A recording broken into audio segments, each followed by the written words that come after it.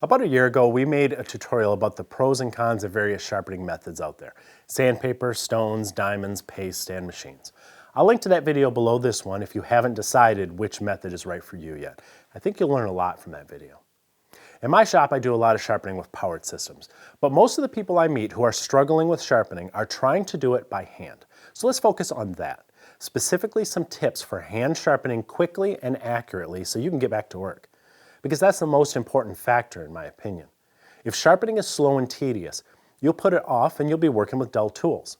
Dull tools make your work more difficult, and the duller they get, the harder they are to restore when you're finally forced to sharpen them, which makes the sharpening process even more slow and tedious. This can have a direct impact on your actual woodworking. Even among power tool woodworkers, certain hand tools, such as block planes and chisels, can greatly enhance the way you work. But if they aren't sharp, these tools can be frustrating to use, and they can give you less than satisfactory results. The bottom line is your sharpening technique can affect your entire woodworking experience. Being able to touch up an edge as soon as it starts to get dull is a game changer. So this video may be exactly what you need no matter what type of abrasive material you use. I'll be working with my personal preference, which is diamond stones, but don't dismiss the video because you prefer sandpaper or something else. These tips will still apply. As I said, the key to fast and easy sharpening is to do it before your tool gets really dull. As soon as you feel your chisel or plane simply isn't cutting as well as it should, stop and sharpen it. This means touching up a tool more frequently, but it will only take a few seconds. I keep a leather strop covered with abrasive paste near my bench. I'll link to a video about strops below this one if you want more info. Strops are fantastic because you don't need a jig. You just feel for when the bevel is flat on the strop, then tilt the tool upward just a tiny bit, maybe a degree or two. You lock your elbow to maintain the angle, and you shift your body backwards to pull the tool across the strop. By tilting the tool upwards a little more than you have to, this helps you concentrate your efforts on the very thinnest part of the edge, where a little work goes a long way. So I do about 10 strokes, and then I'm ready to go back to work. It only took me a few seconds. I didn't have to leave my bench. I didn't have to set up any jigs. If I do that every few minutes, my tool is likely to stay razor sharp for a long time. But if I neglect this, the tool will become dull to the point where a strop alone just won't help anymore, and you're going to have to do some extra work with the stone. Of course, it's not always practical to strop some tools every few minutes. For example, hand planes have to be disassembled to sharpen them and then reassembled when you're finished. That alone takes a couple minutes, so it's not practical to constantly be stropping a plane iron.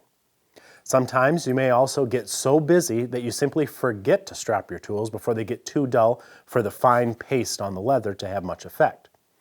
So while stropping is your first line of defense, sometimes you'll need a little more abrasive power. In those cases, I use a 1000 grit diamond stone. I prefer diamond stones because they stay perfectly flat with almost no maintenance. I'll link to the ones I use below this video. Now there are two ways to do this. The fastest method is freehand. This takes a little practice, but it is well worth the effort. I'll make a separate video showing how to do that. For now, I'm going to just assume you use a jig. With virtually all jigs, the bevel is determined by how far the tool sticks out from the front of the jig. So the faster you can determine and set that protrusion, the better. Many folks have made gauges with stops to make that fast and easy. I'll make a video sometime soon to show the version I use. But if you really want to sharpen quickly and easily, raise the heel off the surface just a little bit. Now, just like we did with the strop, we'll be concentrating all our efforts right on the very cutting edge, where a little work goes a long way. Of course, a stone is more aggressive and will introduce a micro bevel that's at a slightly steeper angle than your main bevel. And after multiple sharpenings, that micro bevel will get wider and wider until it takes the main bevel over, and you'll eventually have to regrind your edge. But that won't be for a long time. In the meantime, use light pressure as you pass your tool over as much of the stone surface as possible.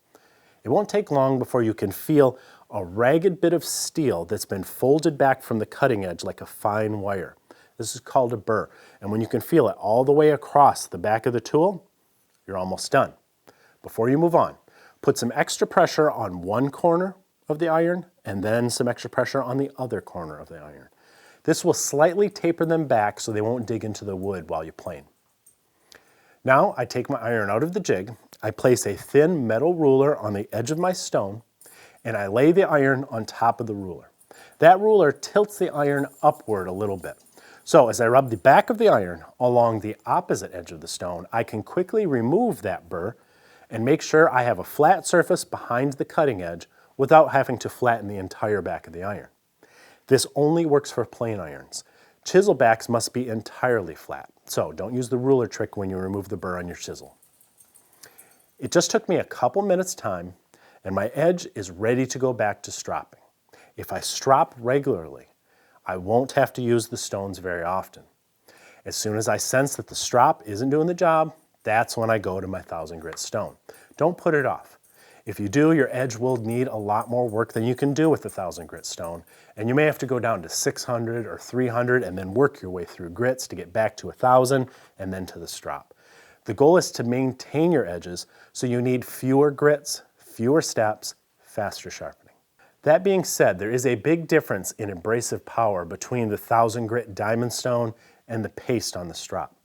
If I use my diamond stone, then I'm going to need more than just a few strokes the first time I go back to the strop, because I got to get rid of all those 1000 grit scratches and return the edge to the polished condition that can then be maintained by stropping alone. I don't usually recommend anything between the 1000 grit stone and the strop because I'm trying to keep things as simple and inexpensive as possible. But some folks like something in between, such as this 4000 grit ceramic stone.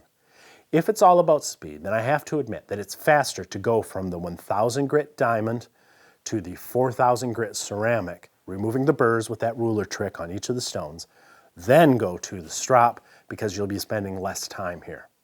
Again, the ceramic stone is a luxury. It will speed things up, but the downside is they have to be regularly maintained to keep them flat. Fortunately, the reverse side of my 1000 grit diamond stone is 300 grit, and that's perfect for flattening my ceramic stone. So the two work hand in hand. Either way, you're looking at a few seconds most of the time for regular maintenance using your strop. And occasionally, you'll spend 3 or 4 minutes for a more thorough sharpening using stones and then going back to the strop. If you can sharpen that quickly with that little effort, you're far less likely to neglect your edges, and you'll only rarely need to spend a significant amount of time away from your woodworking. Eventually, you may have to repair a more damaged edge or one that's been overly neglected, or a bevel that needs to be completely reshaped at a different angle. This is called grinding, and it's the subject of another video. Once that video is finished, I'll add its link to the links below this video. I hope you avail yourself of all those links and resources that I'm going to put below the video, because sharp tools make woodworking so much easier. If you sharpen your tools by hand, do yourself a favor. Try one of Trend's diamond stones. You can start with a card, but before long, you'll want a full bend stone because these things cut fast, they stay perfectly flat, and you can go from stone to strop to wood and be back to work in under a minute. I'll link to my favorites in the notes below this video. Wait, don't go yet. If you're new here, please subscribe and remember to ring the bell. I would really appreciate that. Give us a thumbs up, or better yet, leave us a comment. I always read them. And be sure to check out the latest issue of Stumpy Nubs Woodworking Journal. It's always packed with tips, tricks, and tutorials designed to make you a better woodworker.